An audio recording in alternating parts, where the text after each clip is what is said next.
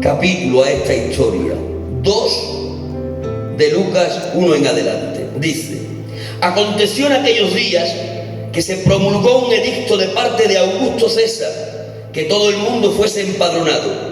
Este primer censo se hizo siendo Cirenio gobernador de Siria, e iban todos para ser empadronados cada uno a su ciudad.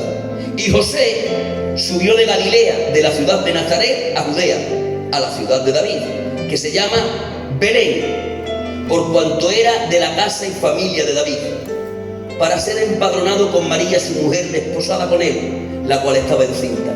Y aconteció que estando ellos allí, se cumplieron los días de su alumbramiento, y dio a luz a su hijo primogénito, y lo envolvió en pañales y lo acostó en un pesebre, porque no había lugar para ellos en el mesón.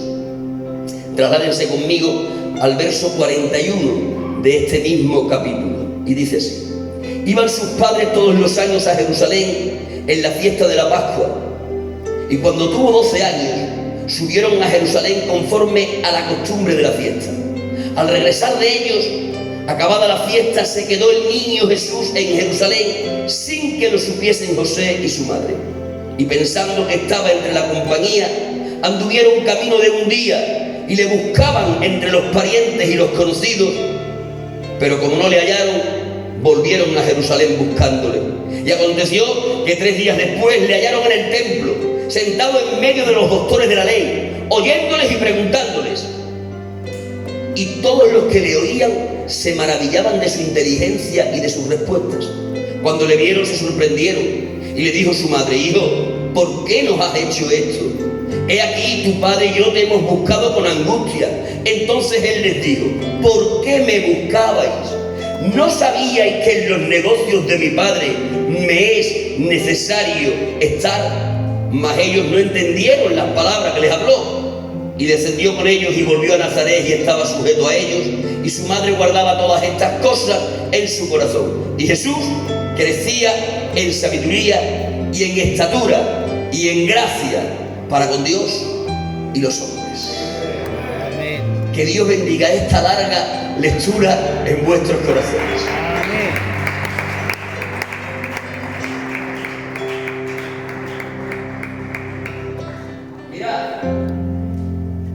El título que le voy a dar a este pasaje, a esta historia que os voy a compartir, es José el carpintero, un ministerio acabado.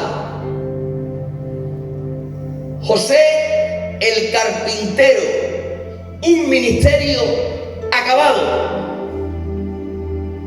No acabado en el sentido de fracasado, sino acabado en el sentido de completado.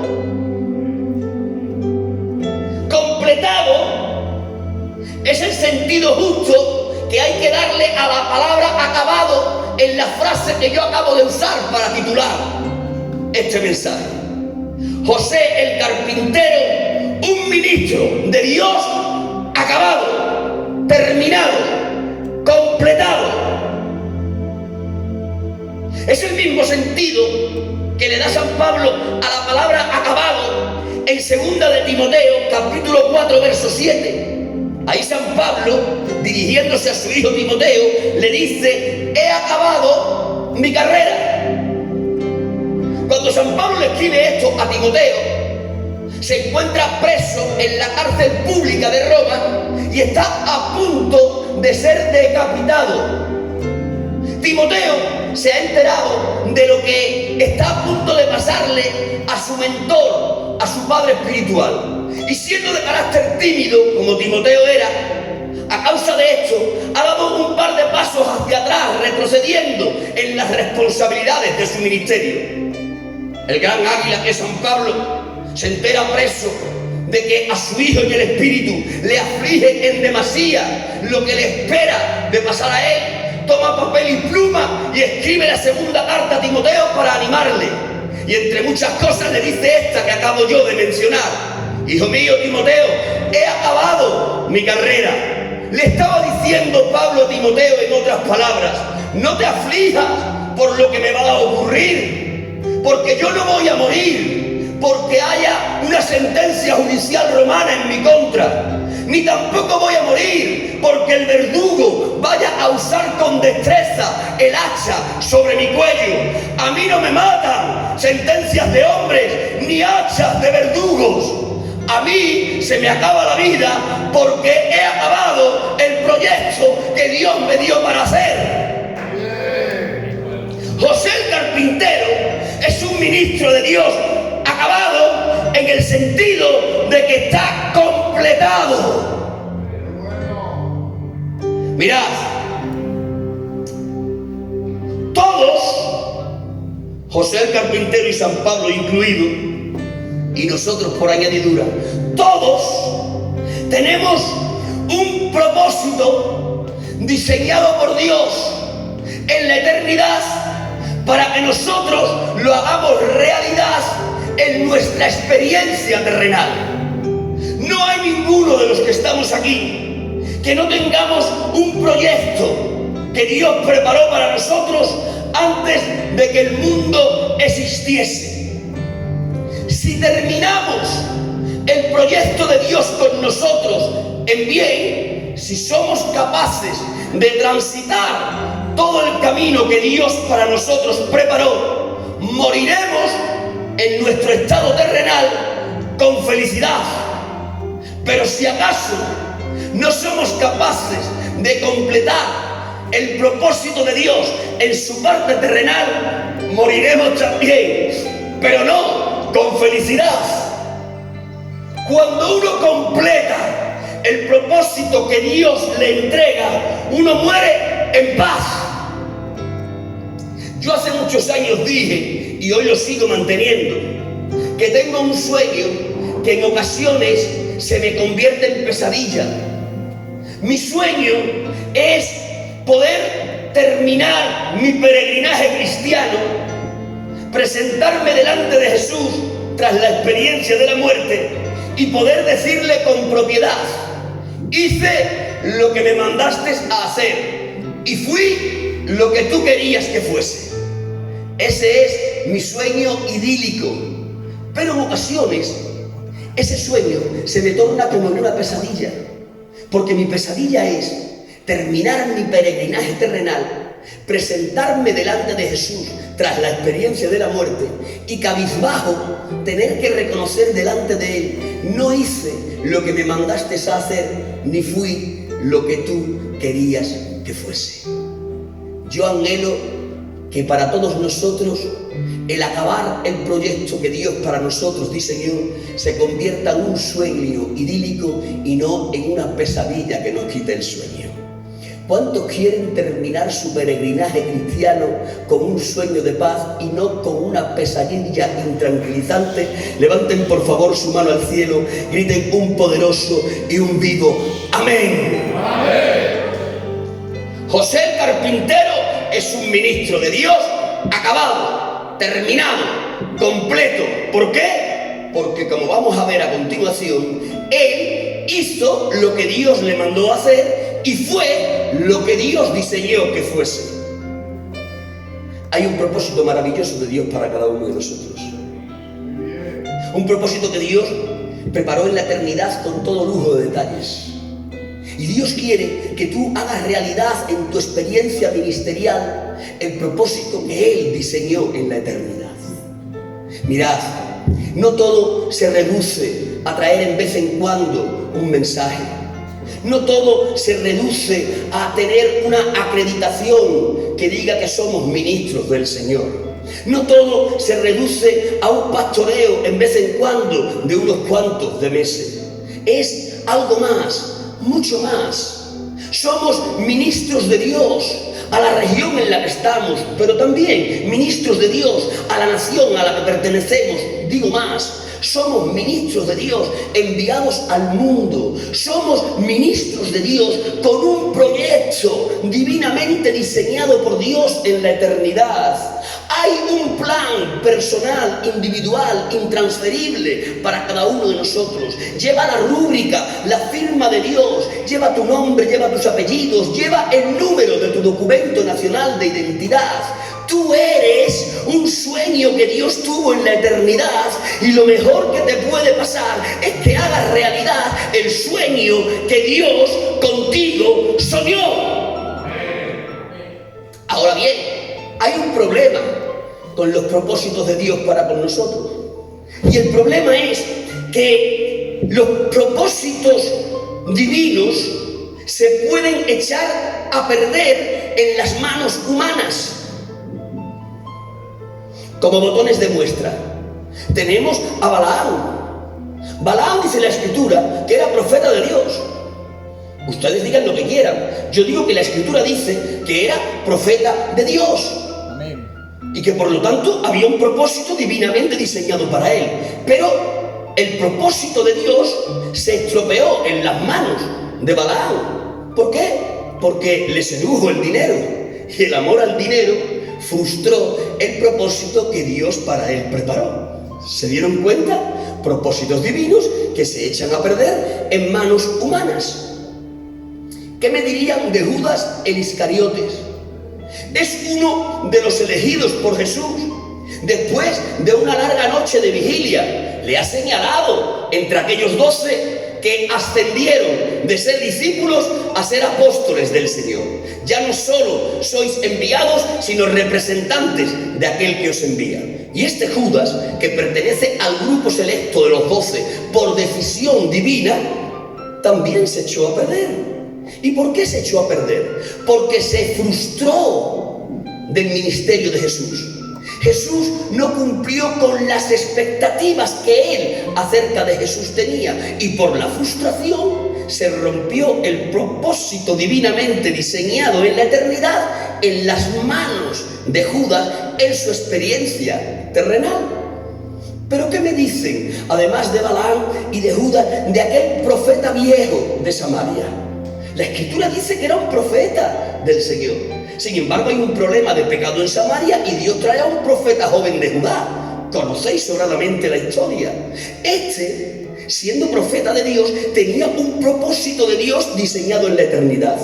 Pero el propósito de Dios diseñado en la eternidad se echó a perder en las manos humanas de aquel profeta viejo. ¿Por qué? Posiblemente, y digo tan solo posiblemente, por la indiferencia que paulatinamente fue mermando el propósito de Dios en él. ¿Se dan cuenta de cada uno de estos botones de muestra? Balaam a causa del dinero, Judas a causa de la frustración, el profeta viejo a causa de la indiferencia.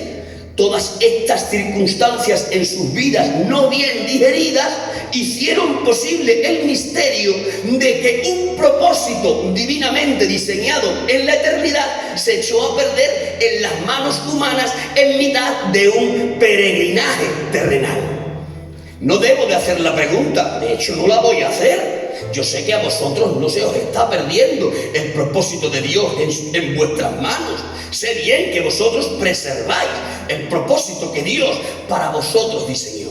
Y yo deseo, no solo lo afirmo, que lo que Dios diseñó para vosotros y para mí en la eternidad se mantenga vivo, porque sepamos cobijar lo que Dios para nosotros preparó. Deseo de todo mi corazón que el sueño idílico que yo tengo se haga realidad en vosotros, y que el propósito que Dios en la eternidad para vosotros preparó se haga verdad en mitad de vuestra experiencia terrenal. ¿Cuántos desean eso? Levanten sus manos al cielo, griten gloria a Dios.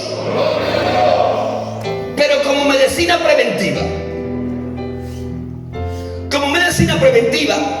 yo hoy vengo a compartiros que como la posibilidad de que el propósito celestial se eche a perder en las manos humanas, teniendo en cuenta que eso es una posibilidad real, yo de forma preventiva os vengo a decir hoy que José, el carpintero, fue un ministro de Dios acabado, terminado, completado, porque aglutinó en su persona lo que fueron 5 virtudes que cada uno de nosotros tendremos que aglutinar en nuestras personas si realmente queremos que el propósito divinamente diseñado en la eternidad no se eche a perder en nuestra temporalidad. Mirad, las 5 virtudes que José el carpintero aglutinó en su persona y que le permitieron conservar el propósito de Dios hasta llevarlo a cabo, y que por lo tanto hicieron de él un ministro de Dios acabado. Esas 5 virtudes fueron la humildad, el amor, la intimidad con Dios, el espíritu de sacrificio y la ausencia absoluta de protagonismo. Humildad, amor, intimidad, espíritu de sacrificio y ausencia o afán de protagonismo. Si nosotros somos capaces de aglutinar esto en nuestras personas, os garantizo que también como José, nosotros seremos ministros de Dios acabados, terminados, completados.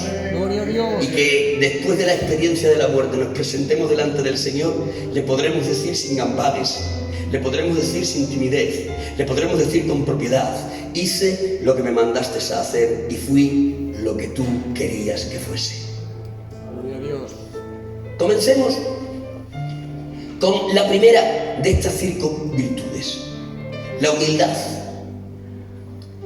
La humildad indudablemente es una virtud cristiana que, como digo, todos nosotros debemos de estar dispuestos a recibir. Ahora bien, con la humildad hay un problema, que la humildad no se imparte, la humildad se cultiva. Lo que se imparte son los dones. Dios nos imparte la salvación, que es gratuita a través de la fe. Dios nos imparte los distintos dones: palabra de sabiduría, palabra de ciencia, don de fe, don de hacer milagros. Los dones se imparten por medio de la fe. Pero sin embargo, los frutos, y la humildad es parte de estos, no se imparten. Los frutos se cultivan. La humildad, como fruto que es, se tiene que cultivar. ¿Y dónde se cultiva la humildad? ¿De dónde fluye la humildad? ¿Cuál es el cultivo que la humildad necesita para poder florecer en nosotros como fruto? La humillación. La humillación es la herramienta que podrá cultivar en nosotros la humildad y permitir que ésta en nosotros florezca. Cuando nosotros le pedimos al Señor humildad, normalmente Dios va a mandar a alguien para que nos humille. Y cuando alguien nos humilla y nosotros reaccionamos bien, de esa humillación bien recibida empieza a fluir la humildad. José, que es el personaje que hoy nos ocupa, no era humilde porque lo tuviese inherentemente, ni tampoco era humilde porque Dios se lo impartiese. Un día Dios recibió la oración de José: quiero ser humilde, y le mandó la impartición de la humildad, como que un rayo descendiese del cielo a la tierra. No fue así. José se hizo humilde no por inherencia, ni tampoco porque Dios le impartiese la humildad como que fuera un don. José era orgulloso por inherencia y era orgulloso por genealogía. No hay que olvidar que José era de estirpe monárquica, era descendiente del gran David, del gran Salomón. ¿Ustedes se imaginan que cualquiera de nosotros fuésemos descendiente de la casa real de los Borbones? ¿Qué caché nos daría eso? Si somos descendientes de la casa real de los Borbones, cuando nos paseásemos por nuestro pueblo, aunque el pueblo fuese pequeñito e insignificante, al pasar nosotros habría un murmullo detrás que diría: ¿sabes quién es? Es de la familia de los Borbones, tiene sangre azul. Tú le cortas a él la sangre no roja, como la nuestra que es común. La suya es sangre azul. ¿Qué preponderancia nos daría eso? José pertenecía a la familia de David. Si Israel hubiera vivido en ese tiempo en el que él le tocó vivir en libertad, si Israel en ese tiempo no hubiese estado bajo el yugo del Imperio Romano, José hubiera pertenecido a la nobleza de Israel. Ya sabéis que él vivía en Nazaret, que era una población relativamente pequeña, pero sin embargo tenía aporte el José. ¿Por qué tenía aporte? Por la genealogía de la que venía, por la estirpe que traía. Y cuando José paseaba por las calles de Jerusalén, de Nazaret, perdón, cuando él iba desde su casa camino a la carpintería, él se paseaba con porte y la gente le miraba y decía, me es descendiente de David. Aquello le daba como una aureola de gloria. Pero José, para ser un ministro de Dios acabado, necesitaba ser quebrantado en su orgullo. ¿Para qué? Para poder ser humilde. ¿Y por qué necesitaba ser quebrantado en su orgullo? Sencillamente porque para ser ministro de gobierno de Dios se necesita imperativamente ser humilde. Solo los humildes en el reino de Dios son capacitados por Dios para poder gobernar. En el reino del Señor no se puede ejercitar gobierno si uno no ha cultivado el fruto de la humildad. Los soberbios y los orgullosos en el reino del Señor no pueden gobernar. Si yo soy un orgulloso y un soberbio, podré tener plataforma de gobierno en mitad de la iglesia, pero no seré gobierno a los ojos del Señor. Podré ser gobierno a vuestros ojos, a los del Señor no, porque el Señor dijo que el requisito imprescindible para tener gobierno en su reino es ser humilde. Esto lo dijo el Señor. Capítulo 5 del Evangelio según San Mateo, verso 5. El Señor Jesucristo dice ahí, bienaventurados los mansos, que es un equivalente a los humildes. Bienaventurados los mansos humildes, porque ellos recibirán la tierra por heredad. Noten el requisito que el Señor marca para poder recibir la heredad. Bienaventurados, es decir, felices los mansos humildes, porque ellos, por ser mansos y humildes, recibirán la tierra por heredad. Decidme vosotros qué sabéis. Una heredad, cuando se recibe para gobernarla.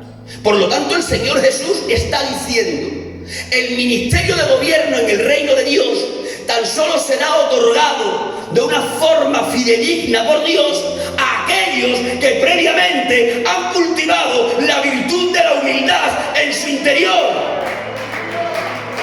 En el reino de Dios no se admite la soberbia ni el orgullo.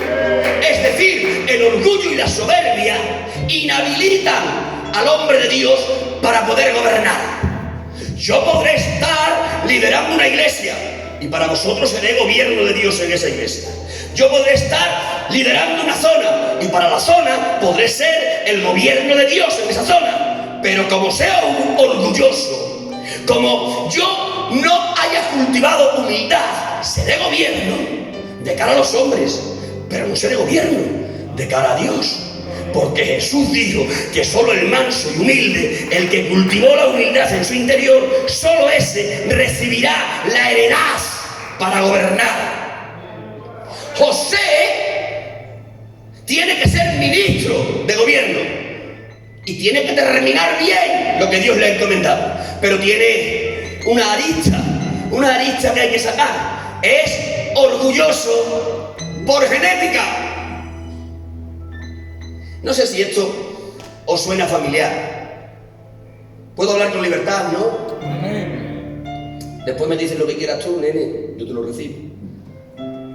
¿No os suena familiar el ser orgullosos por genética? Que no se entere nadie. Somos los más orgullosos del mundo entero y nuestro orgullo casi siempre lo generamos por nuestra genética. Mirad, lo voy a decir con libertad.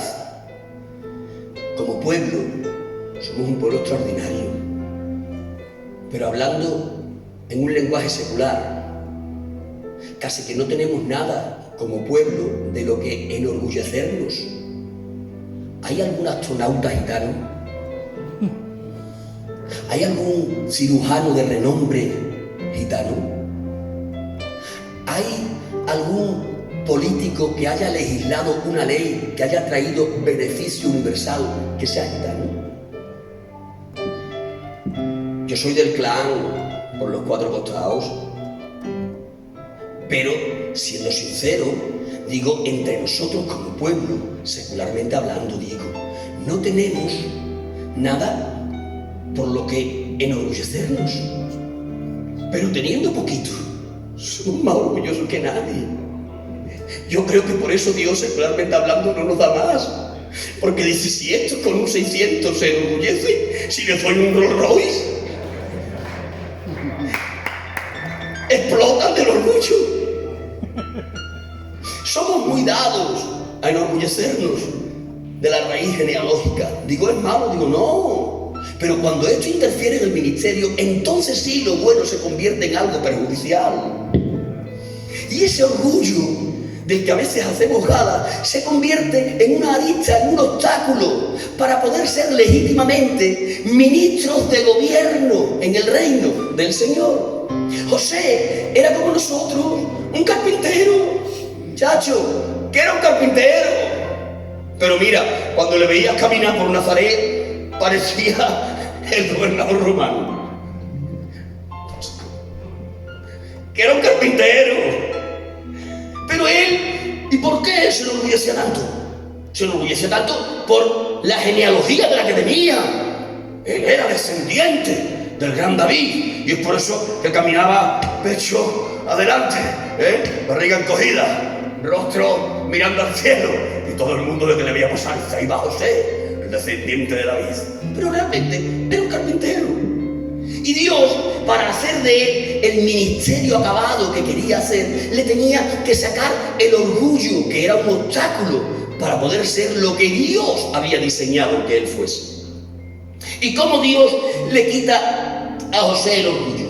¿Cuál es la herramienta que usa Dios para romper el orgullo en José? La herramienta que usa Dios para romper el orgullo en José es el embarazo de María. Conocéis la historia, ¿no? José, el descendiente de David, está pedido, en un lenguaje más nuestro, está pedido con María, también descendiente de David. Y están en ese periodo de noviazgo, que en la cultura judía era prácticamente un matrimonio, aunque todavía sin lecho. Ahí está la María y ahí está el José. La María ya es la mujer del José y el José es el marido de la María. Todavía no comparten el lecho, pero ya ella es de él y él es de ella.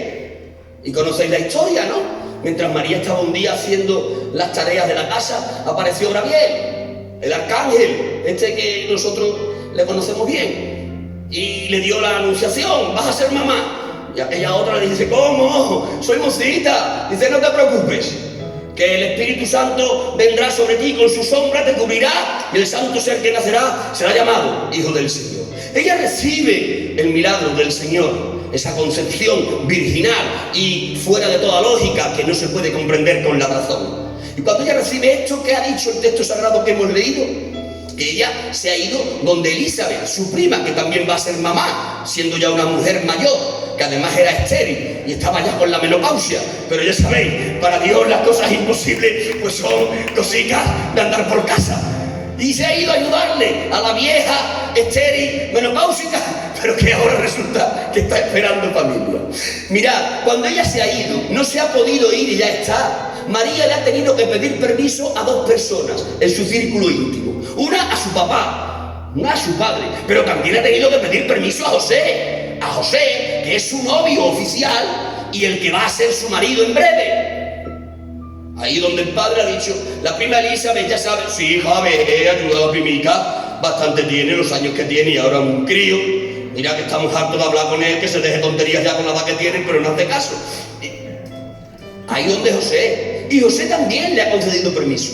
¿Cómo se ha ido María de Nazaret? María se ha ido de Nazaret siendo la doncella, la prometida del gran José, el de la estirpe monárquica. Y se ha ido pura, se ha ido doncella, se ha marchado. ¿Cuánto tiempo ha estado María con Elizabeth, con Zacarías? 3 meses. Y ha vuelto. 3 meses son muchos meses para la gestación. A María, de que ha llegado a Nazaret, ya de alguna manera se le hace evidente el estado en el que está. Nazaret, ya os he dicho, que es una población relativamente pequeña. Y cuando ha llegado María ante la evidencia, ha sido la comidilla de todo el vecindario. La María, chacho, la María. De boca en boca, no hacía falta WhatsApp, ni hacían falta redes sociales. El boca en boca eran las redes sociales de aquel entonces. Y ha corrido la noticia. ¿El último en enterarse quién? Siempre es el último en enterarse. Pero estas cosas, el último que se entera es siempre el mismo. José está ajeno. ¿Quién se atreve a decirle a José nada? José va con su orgullo camino a la carpintería. Y ahora, cuando él va pasando, ya no se escucha el murmullo de siempre. Ahí va José, el descendiente de David. ¿Qué va? Ahora el murmullo que se escucha es: ahí va Joselillo.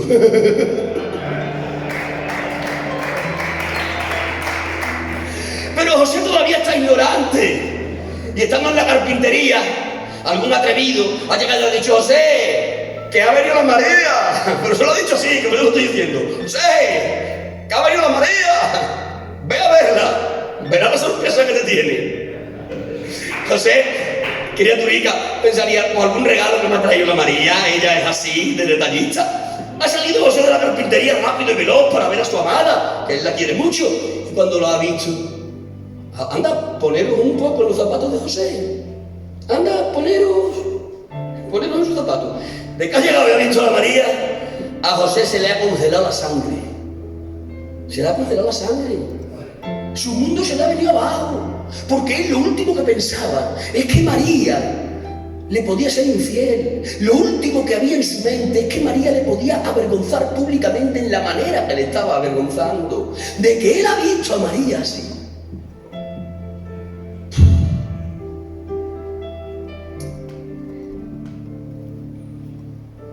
Después de aquello, José pasa de ser José, el descendiente de David, para ser Joselillo. ¿Cómo le ha roto Dios el orgullo? A través del embarazo de María. ¿Por qué era necesario? Porque la humildad es fruto que hay que cultivar para poder ser ministro de gobierno en el reino del Señor. Mirad, yo no sé lo que Dios va a tener que usar para romper nuestros orgullos. Dios nos guarde. Un poco de madera. Un poco de madera. Toquemos madera. Vosotros la tenéis cerca. Toquemos madera. Que Dios nos rompa el orgullo de la manera que quiera. De esta no. Pero Dios está obligado, noten esto que digo, está obligado a romper nuestros orgullos. Porque sólo así, de la ruptura del orgullo, de la humillación, puede nacer la verdadera humildad. Esa humildad que nos hace puntuar para ser los ministros de Dios acabados, que puedan en su reino gobernar. Y los que estén entendiendo eso, levanten sus manos, griten amén, griten gloria a Dios. La humildad no se recibe por inherencia, ni tampoco por impartición. La humildad hay que cultivarla, y la forma en la que Dios hace que seamos humildes es humillándonos. Por poner otro ejemplo, y pasamos al siguiente capítulo por no quedar tu palabra en el aire. ¿Qué dice la Biblia de Moisés? Se ha visto ministros de gobierno exitosos. Uno de ellos ha sido Moisés, ¿no? Moisés ejercitó un gobierno en Israel tan exitoso que el día que se murió lo tuvo que enterrar Dios. Porque si no lo entierra Dios, los israelitas hacen un ídolo del difunto. ¡Qué éxito!, ¿no? Ahora bien, ese Moisés que gobernó tan bien, ¿cuál es la virtud que más destaca la Biblia de él? Dice en un texto que es una añadidura al original.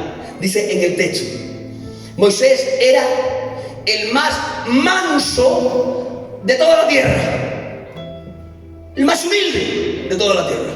Y yo os pregunto a vosotros lo que vosotros ya sabéis: ¿Moisés nació así? ¿Nació de Amram y de Jocabed así? ¿Lo traía por inherencia él? ¿Era mansito y humilde el Moisés? Moisés era todo lo contrario, no era manso por inherencia, no nació así de su madre, ni tampoco se lo impartió Dios como un rayo en forma de don. ¿Qué va? Moisés era un orgulloso pedante, que no había quien pudiese con él. Mira, Moisés acabó siendo el más manso de toda la tierra porque fue caballo domado. Caballo domado, en una doma de 40 años, en un desierto inhóspito. A José le rompe el orgullo por el embarazo de María. Y a Moisés se lo rompe en una escuela de 40 años, en un desierto inhóspito. Mira si es necesario esto de ser humilde, que mira las cosas que usa Dios para hacer que en nosotros florezca la humildad. Moisés es aquel que se cree tanto se cree en Moisés, que quería correr más que Dios. Moisés es el único superviviente de toda una generación. Toda su generación murió ahogada en el Nilo. Él es el único superviviente varón de toda una generación. Jocabed, su madre, que es la que lo amamanta, le transmite esta verdad y le dice: aunque te vas a criar con los egipcios, nunca olvides que tú perteneces al pueblo de Israel y eres el único superviviente de toda una generación. Moisés nace con esto en la mente, con ese conocimiento. Por eso llega un momento que ya en su vida adulta, dice el texto sagrado, que menospreció los placeres de Faraón para abrazar el vituperio del pueblo de Dios. ¿Cómo es posible que uno deje los placeres de un palacio para hacerse parte de un pueblo esclavo que pisa barro? ¿Cómo es posible? Sencillamente porque Moisés prefería ser cabeza de ratón que cola de león. A Moisés aquello le encantó. Eres el único superviviente de toda una generación. Eres el llamado a ser el líder, el libertador, el juez de Israel. En ti se cumple la profecía que dio Abraham y que dio José. Entre Abraham y José dieron una profecía a medias. Entre Abraham y José dijeron que Israel sería cautivo 430 años en Egipto, pero que al terminar dicho periodo de tiempo vendría un libertador. Y en él se cumplía la doble profecía del gran Abraham y del gran José. Por lo tanto, él ha crecido en orgullo a causa de lo que la providencia de Dios le estaba entregando. Y cuando está entre el pueblo de Israel, ¿qué hace Moisés? En su orgullo, ¿qué hace él? Dice que ve a un egipcio que maltrata a un judío y ni corto ni perezoso se va donde el egipcio le da un golpe bien dado y lo mata. Era un levita, los levitas ya sabéis que eran impulsivos, eran de sangre caliente, lo ha matado y lo ha enterrado. ¿Por qué? Porque se siente libertador. Al día siguiente ve a dos judíos discutiendo y se va donde ellos y pone paz. No os da vergüenza siendo judíos y os matáis entre vosotros. No solo se siente libertador, se siente juez. Y aunque es verdad que era libertador y juez en el presente eterno de Dios, todavía nadie le había declarado como libertador y juez en su experiencia terrenal. Pero él ya se estaba anticipando a Dios a causa de que de su orgullo. Por eso cuando uno de los dos israelitas que discutían le dijo: ¿quién te ha puesto a ti por libertador y juez de nosotros? Era una pregunta realmente con contenido. Llevaba razón. ¿Quién te ha ordenado a ti como libertador y juez? Mirad, yo soy predicador del Evangelio desde antes de que el mundo existiese. Pero esa realidad en Dios no se hizo verdad en mí hasta que un día en Madrid me impusieron las manos y fui oficialmente declarado como predicador del Evangelio. Yo ya lo era en la eternidad, pero en la temporalidad de mi experiencia terrenal tuve que esperar a que me impusieran las manos. Moisés no se ha querido esperar. ¿Por qué? Porque corre más que Dios. Y los que corren más que Dios, corren o intentan correr más que Dios sencillamente porque son orgullosos. Y Dios dice: tú eres mi libertador, tú eres mi juez, pero tienes orgullo y te lo tengo que limar. Y el orgullo te lo tengo que cambiar por humildad. ¿Y qué hace Dios? No hace lo mismo que con José, traer un embarazo milagroso en María que lo avergonzase. ¿Qué hace con este? Lo manda a un desierto 40 años. Y 40 años en el desierto hacen del orgulloso un manso. Aquel que se veía cuando era orgulloso como libertador y juez, de que Dios lo llama de verdad, dice: yo no valgo, manda a Aarón. ¿Se dieron cuenta? El desierto en Moisés, el embarazo de María en José, provocaron que el orgullo se convirtiese en humildad. Nosotros vamos a necesitar que Dios quebrante nuestros orgullos en la escuela que a Él le parezca bien. Pero no es porque Dios se deleite en quebrantarnos cosas, es sencillamente porque será necesario que empecemos a dejar de ser orgullosos para ser humildes, porque solo con la virtud de la humildad podremos terminar siendo ministros de Dios acabados, que hacen lo que Dios les manda hacer y son lo que Dios proyectó que fuesen. Y aquellos que me estén entendiendo, levanten sus manos, griten ¡amén! Mirad, cuando la humildad se cultiva, ya no importa la notoriedad de la obra que Dios te mande a hacer. Lo único que importa es que sea Dios el que te lo mande. Lo voy a volver a decir. Cuando se cultiva la humildad, ya no importa la notoriedad de lo que Dios te mande a hacer. Lo único que te importa es que sea Dios el que te mande. ¿Puedo generalizar? Voy a generalizar. A todos nos gustan las tareas de notoriedad. Ser un diácono, o como que no, ¿eso para qué? Y yo y tú, ¿qué queremos ser? Nosotros queremos ser apóstoles. Esa notoriedad grande, ¿no? Evangelistas de carácter internacional, ¿no? Pastores de las iglesias más populosas. Maestros a los que todo el mundo nos reverencie como sabios. ¿Por qué? Porque la humanidad que tenemos es así. Nosotros queremos, responsable, queremos labores de notoriedad. Hay por ahí algún responsable que le ha ofrecido una iglesia a alguno porque se creen que valen más que la iglesia y son capaces de decirle: hombre, ¿eso me ofreces? Y se molestan porque le ofrece una iglesia del Señor. Y se molestan porque ellos consideran que deben de tener una labor de mayor notoriedad. Ellos merecen una iglesia de 500 almas y le estás ofreciendo un grupito de 15 personas. Y se molestan. ¿Por qué? Porque quieren labores de notoriedad. ¿Y por qué se encuentran ahí, en ese estadio? Porque todavía no cultivaron la humildad. Pero cuando uno cultiva la humildad, entonces a uno ya no le importa la notoriedad de la labor. Lo que le importa es que sea Dios el que se la mande. José ha recibido una labor de parte del Señor. ¿Sabéis cuál ha sido la labor que Dios le ha encomendado a José? Ser niñero. Esta es la labor, ser niñero. ¿Habéis ejercido de niñero alguna vez? Ser niñero. O sea, un niñero es uno que cambia pañales a una criatura. Hay que ver que es desagradable eso de cambiar pañales. Ser niñero es intentar cuidar del niño para que cuando ande no se tropiece y se le caiga. Ser un niñero es preservar al niño de todos los peligros para que nada malo le pase. Ese es el ministerio de José. José es niñero. Dios no ha mandado a José a una tarea pública, a una tarea notoria, a una tarea donde va a recibir aplausos. No le ha mandado a los pajarillos a pastorear, ni le ha mandado a ser responsable de no sé qué zona. No le ha mandado a algo que tiene notoriedad, a algo que tiene aplauso, a algo que recibe reconocimiento. No, le ha mandado a ser niñero. Pero José lo recibe con agrado. ¿Por qué? Porque ya ha sido quebrantado en su orgullo con el embarazo de María. Ya ha dejado de ser José, el de la descendencia davídica, para ser Joselillo, el consentido. ¡Claro! A él ya se le quebró el orgullo. Lo cambió en humildad. Y como ya es humilde, a José no le importa la notoriedad en la obra del Señor. Lo que le importa es que sea el Señor el que le manda a hacer la tarea que tenga que realizar. Ahí está, de niñero. A mí me encantan los hombres. Me encantan los hombres humildes. Yo no lo soy tanto, que abro el corazón con vosotros, que tengo todavía para ahí mis resquicios de orgullo. Pero a mí me encantan los hombres humildes. Porque cuando yo veo a un hombre humilde, que no le importa la notoriedad de la tarea que está realizando, que no le importa la publicidad, que no le importan los aplausos, sino que le importa que lo que está haciendo sea lo que Dios le mandó a hacer. Cuando yo me encuentro con un hombre de esas características, yo me digo para mí mismo, ese es un número uno, vestido de número 2.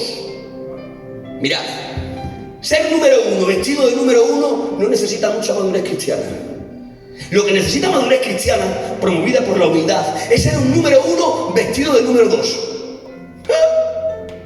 Mirad, ser ojos, uso un lenguaje de símbolos para dejarme entender. Ser ojos, si son bonitos, eso es sencillo. Todo el mundo alaba los ojos, ¿no? Tienes los ojos, que le decimos nosotros a nuestras compañeras. Yo a la mía la piropeo mucho, ya lo sabéis vosotros. Y yo a ella le digo, tienes los ojos, a ver qué ojos tienes. Que cuando tú pestañeas, tú, el día gris se me hace claro. Le digo yo a ella, ¿no? Y ella se queda ahí de más así que entonces muchas veces. La gitanica se lo trae. Bueno, pues eso es fácil. Ser ojos es fácil. ¿Por qué? Porque los ojos reciben aplausos, reciben piropos, ¿no? La cara, ¿no? La cara también está en la publicidad. ¿Qué cara más bonita tiene? ¿Qué cara más gitana? Dios mío. Si pareces la Virgen de los Remedios, ¿no? Y le lanzas un piropo antes de estar en el Señor que decíamos esas cosas, ¿no? Y le lanzas un piropo. Eso es fácil. Eso es sencillo. Pero, oiga, ser intentino. Ay, ser intentino. Mala sombra tiene eso de ser intentino, ¿no? Ser intentino es otra cosa. Yo digo, hace falta madurez para ser intentinos, que nunca van a recibir un aplauso por la tarea que están haciendo, pero qué importante es la tarea de los intentinos, ¿no? Si no fuera por los intentinos, explotábamos todo, como pelotas de goma. ¿No? Qué importante es esa labor. No recibe ningún aplauso. Digo que yo cuando veo a los hombres humildes, que han cultivado la humildad porque han quebrantado su orgullo, y les veo realizando la labor que Dios les mandó a realizar independientemente de que tenga o no notoriedad, cuando yo les veo haciendo tareas que son insignificantes de cara a los hombres, cuando yo les veo ahí, les veo con esa ilusión, digo, ya cultivó la humildad, ya rompió el orgullo, porque no le importa la notoriedad de la tarea que Dios le mandó, le importa que haya sido Dios el que se lo mandó. Y ese es un número uno vestido de número dos. Decidme, ¿quién es más maduro, Jonatán o David? ¿Es más maduro Jonatán que David? ¿A quién le cantan? A David. ¿Pero quién es más maduro? Jonatán. Es mucho más difícil la tarea de Jonatán que la de David. Oye, que es que David se enfrentó a gigantes.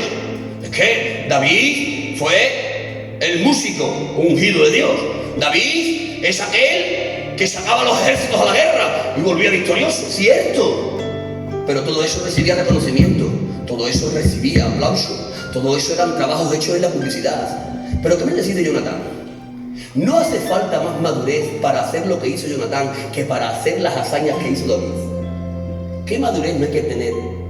Siendo hijo del rey, subrayen eso, siendo hijo del rey, Jonatán es hijo del rey, Jonatán es el heredero legítimo al trono, de que Saúl termine le toca a él, siendo hijo del rey, príncipe. ¿Qué madurez no hay que tener para llegar donde David, que en esos momentos era un prófugo de la justicia? Y le dice el príncipe al prófugo de la justicia, dice, yo sé que Dios te ha mandado a reinar. Una cosa te pido, yo soy el príncipe, tú eres el prófugo. Una cosa te pido, cuando reines, no te olvides de mí para ser segundo tras de ti. Oigan, yo me doblego antes delante de Jonatán haciendo eso que delante de David matando a Goliat. ¿Quién merece más elogio? ¿Bernabé o Pablo? A primera vista todos diríamos Pablo. Yo digo no, Bernabé. Bernabé. Palabra que le sacaba 2 cuartas a Pablo. Mira que Pablo tenía altura. Bernabé le sacaba 2 cuartas. 2 cuartas. ¿Qué capacidad de humildad hay que tener? Cuando van a salir al segundo viaje misional y Bernabé, que es tío de Juan Marcos, le dice a Pablo, escucha Pablo, que nos vamos a llevar otra vez al niño, le vamos a dar otra oportunidad. El niño, Juan Marcos, en el primer viaje misional se retiró a mitad de camino, ¿lo recordáis? Yo qué sé, le entró el tembleque a la criatura, así que era un chaval joven, le entró el tembleque, o no veía con claridad lo que era la obra hacia el mundo gentil, lo que fuese le pasó, que a mitad de camino se volvió.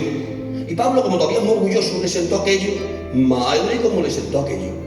Ya ha pasado el tiempo, ya no estamos en el primer viaje, están en el segundo. Ha pasado tiempo, ¿no, Pablico? Ya lo podías haber olvidado. ¿Qué dice? Tiene la carta guardada. Me recuerda a Pablo ahí a uno que yo conozco.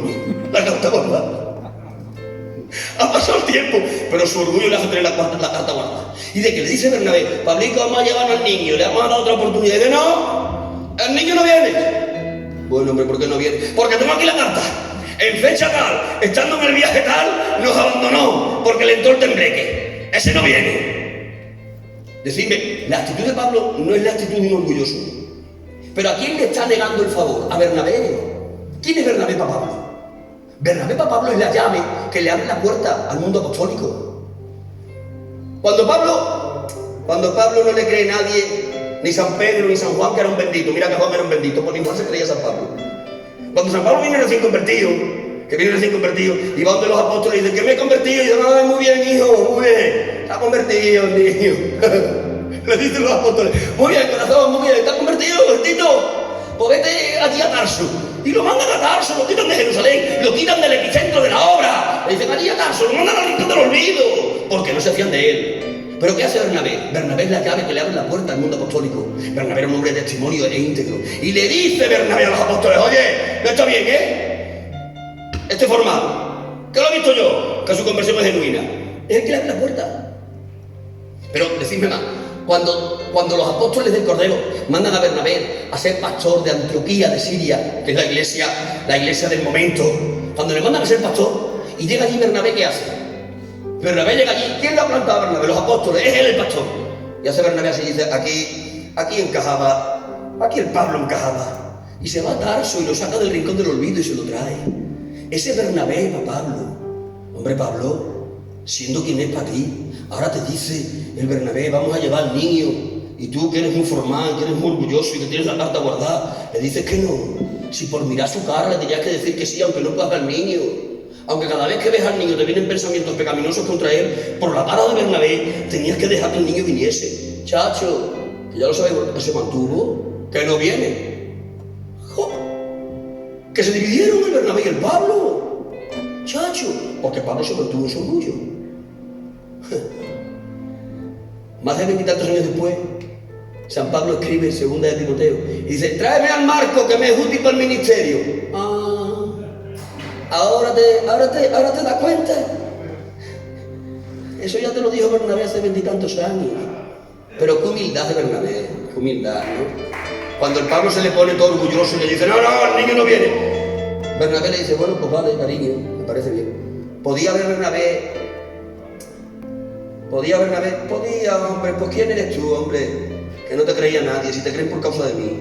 Pues ¿quién eres tú, que te mandaron allí a la última iglesia, nadie quería un Tarso en el rincón del olvido? Pues ¿quién eres tú, si fui yo el que te traje al epicentro de la escena? Pero ¿qué va, Bernabé? No hace nada de eso. Bernabé se calla y dice, vale, si tú no le das la oportunidad al niño, se la doy yo. Y se llevó a Juan Marcos y recuperó a Juan Marcos porque le dio una oportunidad. Por eso después Juan Marcos es útil para el ministerio, como 20 y tantos años después, dice Pablo. Bernabé es un número 1 vestido de número 2. Por eso me gusta más Jonatán que David, por eso me gusta más Bernabé que Pablo, por eso me gusta más Benaía, hijo de Joiada. Ese me gusta más que David mató un gigante, ¿no? Benaía, hijo de Joiada, mató un gigante y 3 leones. ¿Quién tuvo más ataques? ¿David o Benaía, hijo de Joiada? Mira el nombre de él también, Benaía, hijo de Joiada. Sobre todo lo de hijo de Joiada, le da un acento. Bueno, pues Benaía, hijo de Joiada, que no lo conocen ni en su casa, hizo hazañas más grandes que las que hizo el gran David. Pero nadie le dio publicidad. ¿Por qué? Porque el Benaía, el Bernabé, el Jonatán eran hombres que ya habían quebrantado su orgullo en el trato de Dios y habían transformado su orgullo en humildad. Por eso estaban capacitados por Dios para gobernar. Por eso eran hombres que ya no les importaba las tareas que tenían notoriedad. Lo que les importaba era realizar las tareas que Dios les mandó. Y los que estén entendiendo esto, levanten sus manos, griten gloria a Dios. La pregunta pertinente en este primer punto: ¿quieres saber si eres humilde? ¿Queremos hacer la prueba del algodón? ¿Quiero saber yo si soy humilde? Mira, si tú y yo queremos saber si somos humildes, nos tenemos que preguntar si trabajaremos con la misma intensidad cuando somos jefes que cuando somos empleados. Si trabajemos con la misma intensidad cuando el trabajo es público con aplausos o anónimo sin reconocimiento. A ver, ¿le ponemos la misma intensidad cuando somos los primeros espadas en el cartel que cuando somos los utilleros nada más? ¿Le pongo la misma intensidad cuando estoy de pastor que cuando estoy de obrero? ¿Le pongo la misma intensidad cuando el trabajo es público y recibe aplausos que cuando es un trabajo anónimo que no recibe reconocimientos? Si mi intensidad cambia de graduación, es porque todavía no he sido perfeccionado en la humildad. Si yo le pongo más intensidad cuando soy pastor que cuando soy obrero, si le pongo más intensidad cuando el trabajo es público que cuando es anónimo, yo no he sido perfeccionado en la humildad. Esa es la prueba del algodón. Hemos visto a muchos, aquí no, que aquí ya el nene me ha dicho, aquí todos son igual de intensos cuando están de primeros espadas que cuando están de utilleros. Pero hay en otros sitios que ves a uno cuando está de pastor y el capitán trueno. ¡Qué fieras! Están en todos lados, a todas horas, gobernando, mandando desde el púlpito, reprendiendo al que falta.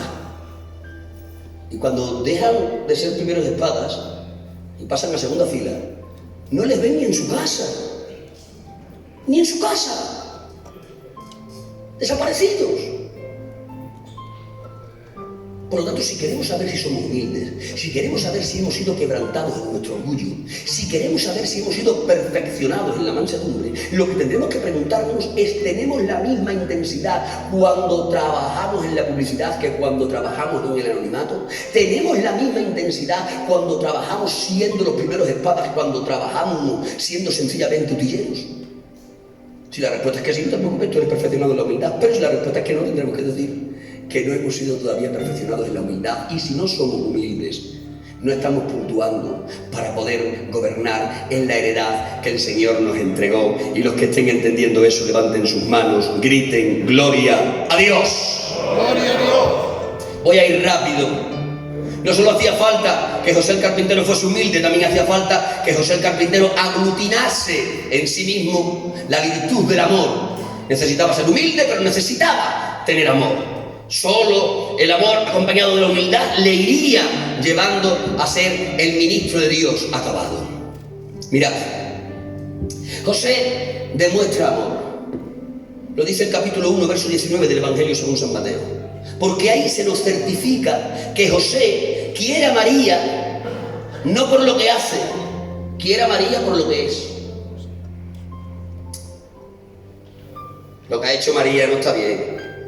Recordad que él no sabe lo del Espíritu Santo. ¿Quién se iba a creer eso? Y aunque se lo dijese en palabras, yo no me lo creo. Vamos, hombre. Ahora viene ahí con la barriga tremenda y dice: no, el Espíritu Santo. Yo sí, claro. No, hijo, que es un milagro, claro, un milagro de la vida, hija, el milagro de la vida. Lo que ha hecho María merece la muerte. Que no se entere nadie.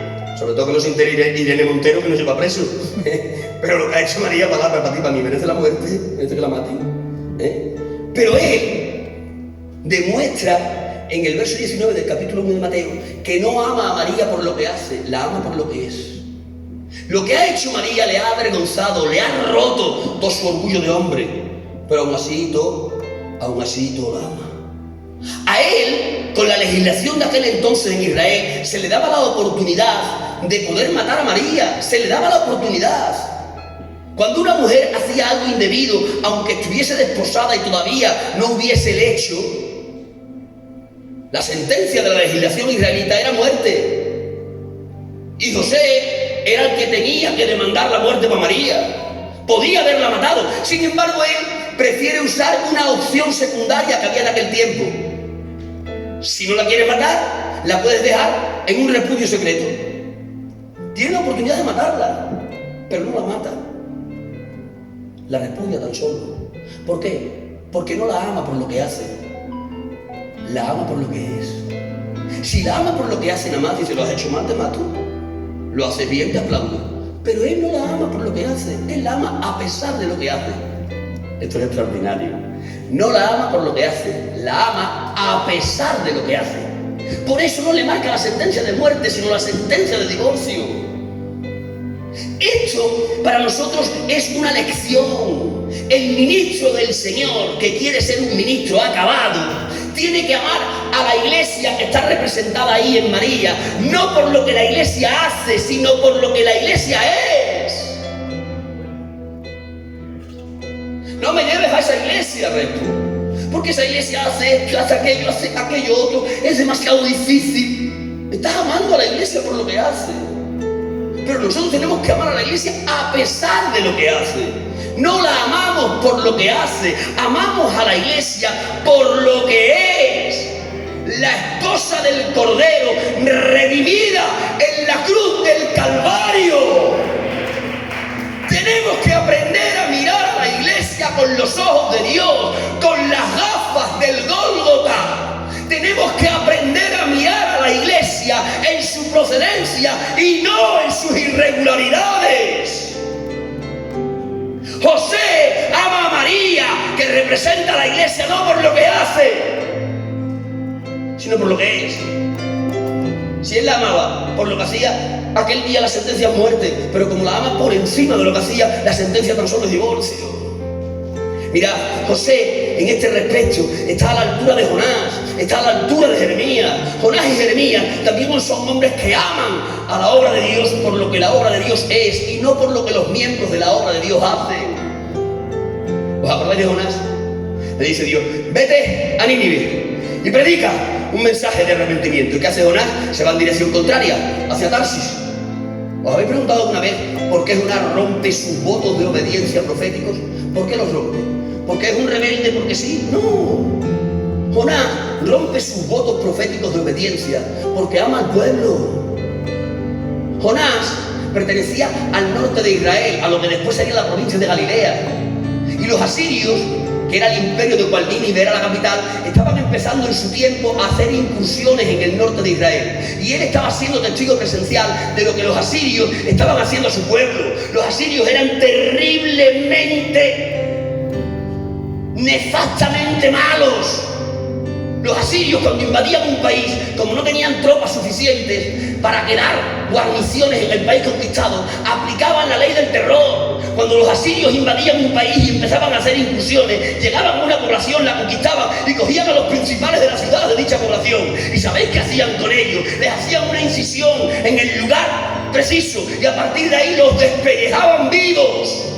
A otros de los principales de la ciudad, perdonadme la expresión, le ponían lo que era un palo puntiagudo en el bajo vientre, los levantaban y los quedaban en alto, retorciéndose de dolor hasta que morían, y después los echaban en un hoyo previamente cavado. Los asirios tomaban a las mujeres en estado y las abrían y sacaban a los niños, estando todavía vivos en el vientre de su madre. Jonás es testigo de todo esto. Está viendo las primeras incursiones de Asiria en el norte de Israel. Y ahora llega la voz de Dios y le dice: Jonás, vete a Nínive, a Asiria, y predícales. Y como no se arrepientan, los mato.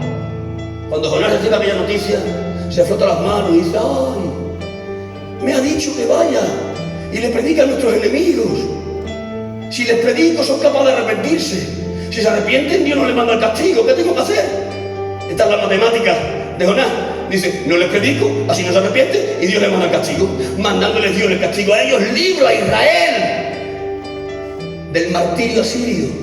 ¿Y qué hace? A costa de que él fuese declarado un apóstata del ministerio profético, a costa de que él se convirtiese en un maldito para Dios, a costa de que él rompiese el voto de obediencia al Dios que le llamó, a costa de eso, por amor a aquel pueblo. Escuchad, aquel pueblo no era un pueblo de santos, era el pueblo de Dios, pero de santos no. De hecho, Asiria es la vara con la que Dios les azota porque están corrompidos en el pecado. Pero es que Jonás no ama al pueblo por lo que hace, lo ama por lo que es. Y se juega sus votos, y se juega a ser un maldito para Dios, y se juega a ser señalado durante toda la historia como el profeta rebelde. Pero dice, no les predico. ¿Para qué? Para que no se arrepientan. ¿A fin de qué? De que Dios los enjuicie y así salvar a mi pueblo. En vez de ir hacia Nínive, me voy hacia Tarsis. Se dieron cuenta, en perjuicio de sí mismo, está desobedeciendo a Dios porque ama al pueblo. Es el mismo espíritu que hay en Cristo. Cristo se hizo maldito para que nosotros fuésemos bendecidos. ¿Se dieron cuenta? Eso es amar al pueblo. Esto es lo mismo que hace Jeremías. Perdóname si dejo tu palabra en el aire, hombre, pero sí que... Jeremías, es lo mismo que hace Jeremías. El ministerio de Jeremías es un ministerio que se pega a las piedras, el ministerio de Jeremías. Yo no lo quiero. Con todo lo grande que es Jeremías. Palabras de corazón cano que no quiero el ministerio de Jeremías. Que me dice Dios, chacho, que voy a reeditar el ministerio de Jeremías contigo. Digo, conmigo. Digo, allí está el cano en Ávila que lo quiere. Palabra que yo no quiero el ministerio de Jeremías. No hay ministerio, perdóneme la expresión, más desgraciado que el ministerio de Jeremías. No lo hay. Primero, Jeremías no quería ser profeta, quería ser sacerdote. Pero Dios le dice, no, sacerdote no, profeta. Ahí está, sus ilusiones tiradas por la basura. Pero después de esto, Jeremías tiene que predicar un mensaje a contracorriente. Y le persiguen los reyes, y le persiguen los sacerdotes, y le persigue su familia, y le meten preso, y le tiran en el pozo, y le mantienen con pan y agua. Y se juntan dos y confabulan para matarle. Ese es el ministerio de Jeremías. Y Jeremías profetiza, y profetiza, y profetiza. Y le dice a Israel, arrepiéntete que vienen los babilónicos, arrepiéntete que vienen los babilónicos. Pero nadie le hace caso, ni un fruto de su mensaje. Persecución, castigo, cárcel, menosprecio. Y ahora llega el castigo que él había profetizado. Vienen los babilónicos, castigan a Israel, queda un remanente. Si yo soy Jeremías, digo, pues está bien, lo que os prediquemos ha pasado, ahí os quedáis. Le da la oportunidad Nabucodonosor de irse con él a Babilonia y darle un puesto en la corte como el que tenía Daniel. Palabra que yo soy Jeremías y digo, ahí os quedáis, que vos pastores la Guardia Civil. Me voy con Nabucodonosor. Llevo 30 años predicando y lo único que he cosechado ha sido maltrato por parte vuestra. Nabucodonosor me ofrece vivir en palacio y me voy con Nabucodonosor. ¿Pero qué hace Jeremías? Se queda con el pueblo. Para matarlos a Jeremías. Se queda con el pueblo. Y se va con ellos a Egipto. Y allí en Egipto lo matan. ¿Pero por qué te vas con el pueblo? ¿Por lo que hace? No, por lo que es. Es el pueblo de Dios. Dios me mandó a donde me mandó. Y me mandó a este pueblo rebelde. A este pueblo de dura cerviz. A este pueblo que no se sujeta ni se somete. Pero este es el pueblo al que Dios mandó. El pueblo hay que amarlo por lo que el pueblo es, no por lo que hace. Mirad, conocí a un ministerio nuestro, que estaba frustrado. Estaba frustrado precisamente por esto, porque llevaba mucho tiempo sembrando y no veía siega de lo que sembraba, y estaba cansado. Y yendo de viaje, de vuelta para su casa, este ministerio le dice a Dios, dice, ¿sabes qué te digo? Que estoy cansado y frustrado, que no veo siega de lo que siembro, que, mira, ¿sabes qué te digo? Que yo ya no voy a predicarle más a tu pueblo, que yo no... Y mientras que va en esos pensamientos con Dios, recibe una llamada telefónica de un amigo suyo. Y este amigo le dice, fulano, ¿sabes que viene a predicar el payillo tal, un señor ministerio predicador de color negro? Dice, viene el negro, ¿no? A predicar. Le dice el amigo. Dice, vamos, lo escuchamos. Dice, no tengo ánimo. Dice, vamos, ¿qué pasó por ti? Lo escuchamos. Y pasó el amigo por la tarde por él, por este ministerio frustrado. Y se fueron a la capilla donde predicaba este señor.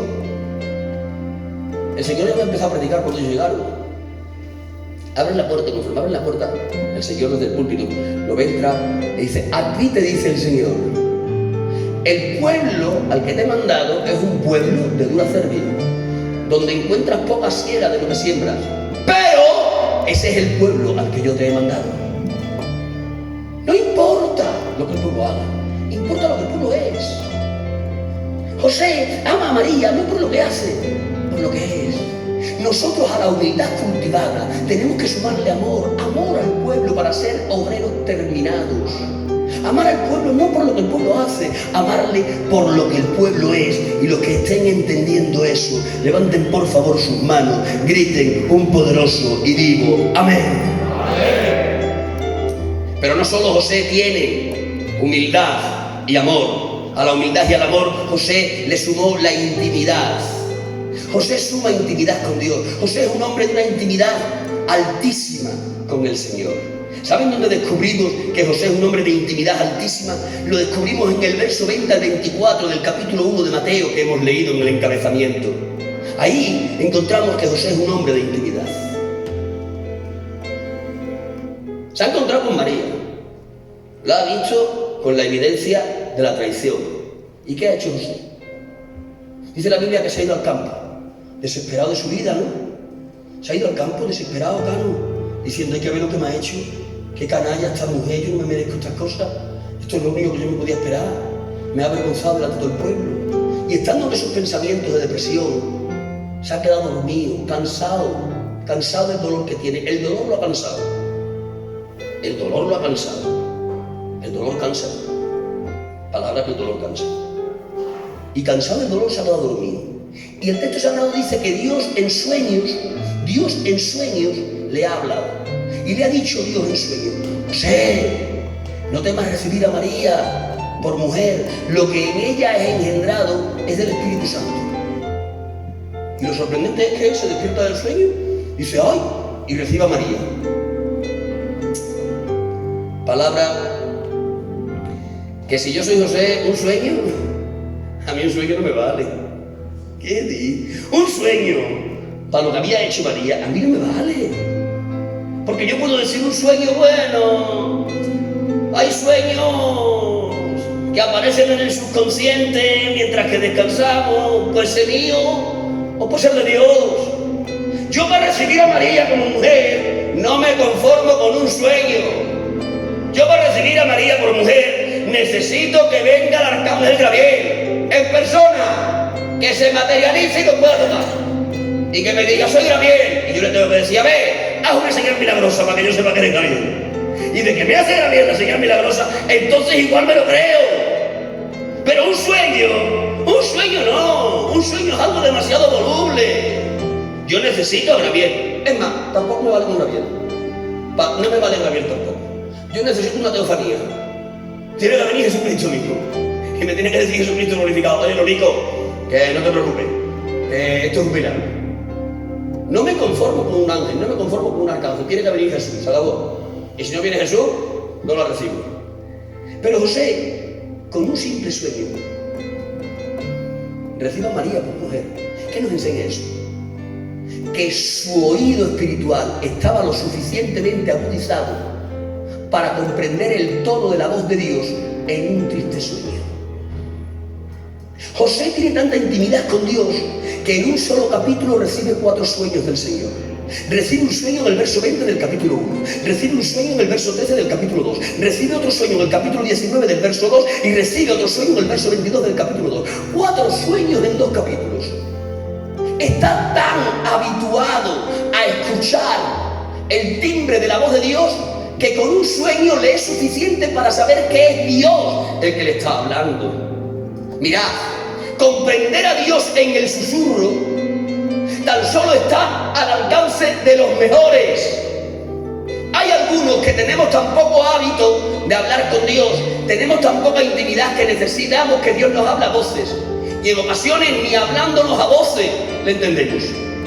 Tenemos tan poco hábito, estamos tan fuera de la conexión con Dios, desconocemos tanto el timbre de su voz, que aunque venga Dios diciendo ¡ay!, apenas le entendemos. Puede Dios traer un terremoto y no comprendemos qué es el lenguaje de Dios. Vemos a un ángel y nos pensamos que es un hombre cualquiera, porque vivimos desconectados de la realidad, de la intimidad con Dios. Pero José vive tan cerca de Dios que un sueño le basta para entender que ha sido Dios el que le ha hablado en un caso tan grave como el que estaba viviendo. Él no necesita al arcángel, ni a la teofanía, ni a Jesús glorificado. Un sueño le vale. ¿Por qué? Porque su oído espiritual está lo suficientemente agudizado por la práctica para conocer el timbre de la voz de Dios. Amén. Mirad, Dios sigue hablando. El problema es que nosotros hemos dejado de escuchar.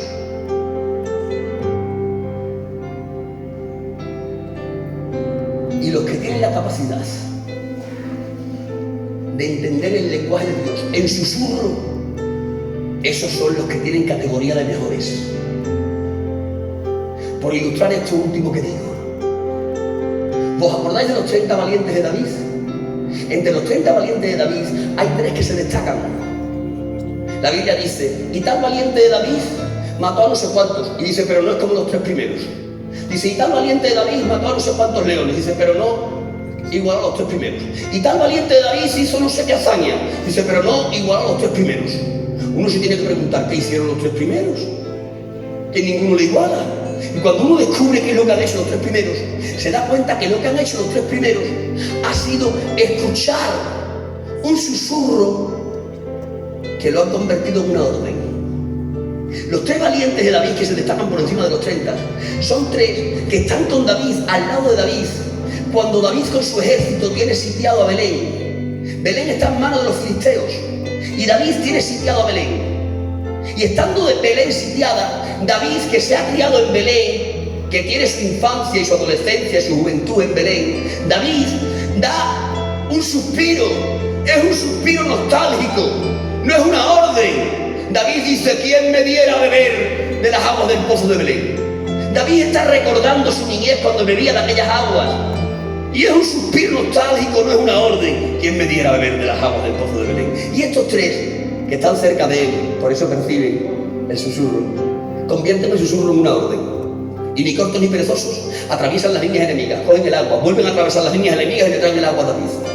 Esa es la hazaña tan grande que ha hecho, les hace puntuar como los más grandes de los 30 valientes de David.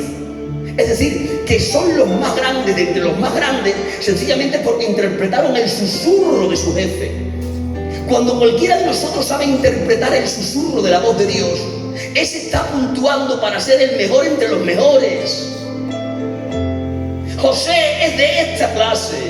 No necesita un arcángel, no necesita una teofanía, no necesita al Señor glorificado. Un sueño le sirve para recibir a María por mujer.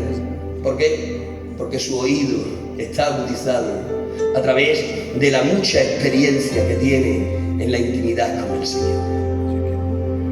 Mirad, necesitamos cultivar intimidad con Dios. ¿Cuántos creen que no puede haber servicio a Dios sin intimidad con Él? No.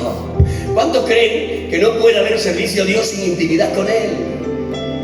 En la intimidad se agudiza el sentido.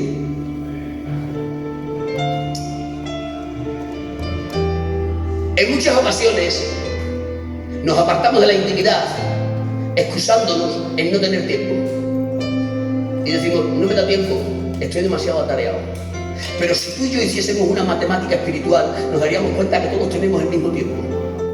En cuanto al tiempo no hay ricos ni pobres, en cuanto al tiempo todos tenemos el mismo capital, 24 horas al día. Si nosotros tomásemos esas 24 horas al día y las dividiésemos en 8 para trabajar, y las dividiésemos en 8 para descansar, y las dividiésemos en 8 para comer y para atender a la familia, a todos nos quedarían 3 horas.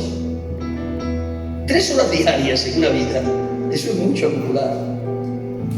Y en esa práctica de intimidad diaria y relativa es donde el oído se agudiza y donde necesitas poco del Señor para saber lo que Dios está demandando de ti. Por lo tanto, necesitamos esa intimidad, necesitamos ese amor del que hemos hablado, necesitamos esa humildad. Voy a entrar en el último tramo de lo que tengo para compartiros. José el carpintero, para ser ministerio acabado, necesitó sumarle a todo esto espíritu de sacrificio. El espíritu de sacrificio hoy día, por desgracia, en términos generales, brilla por su ausencia. Pero José tenía espíritu de sacrificio. José tuvo que dejar Nazaret. José se tuvo que marchar a Egipto. José tuvo que instalarse a vivir en Belén. José después tuvo que volver a Nazaret con lo que eso suponía para él. José ha tenido que dejar su carpintería por el servicio a Dios. Se ha tenido que hacer inmigrante en Egipto. Ha tenido que volver después de Egipto otra vez a Belén. Y estando en Belén, donde nadie le conocía y quedaba tapada la rumorología acerca de María, Dios le dice, no te puedes quedar en Belén, tienes que volver a Nazaret. ¿Por qué a Nazaret? Voy a vivir toda la vida perseguido por el comentario. Pero Dios le dice, sí, pero esa es mi voluntad. Es decir, que José tiene tal espíritu de sacrificio que por la obra del Señor no solo ha abandonado su negocio, no solo se ha hecho inmigrante, sino que además ha tenido que vivir toda la vida con el eco que le perseguía de que era Joselillo el consentido, siendo mentira.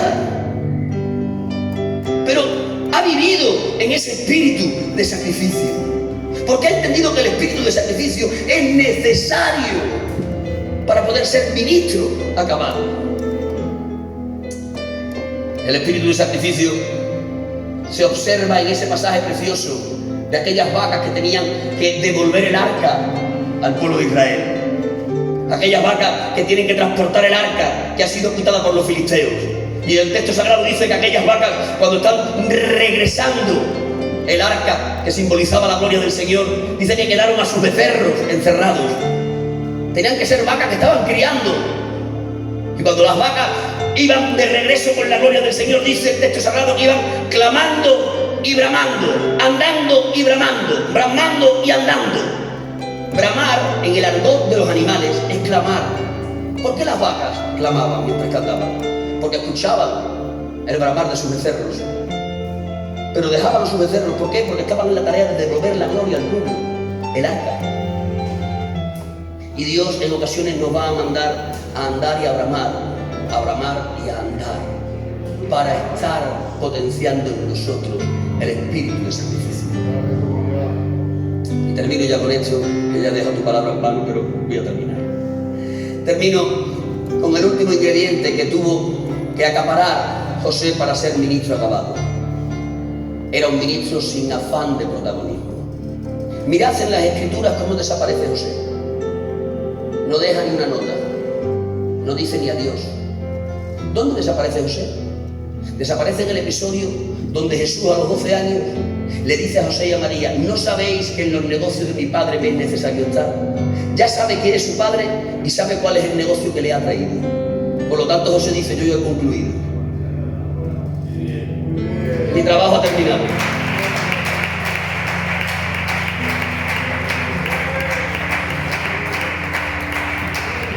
Y se marcha sin hacer ruido, ni a Dios dice: he terminado, si he terminado, me marcho.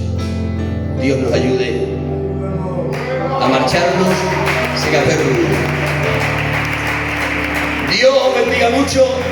Esto es lo que tenía para compartiros. Siento haber dejado tu palabra un poco en el aire. Fuerte ese aplauso si es para el Señor, y hasta otra oportunidad si el Señor lo permite.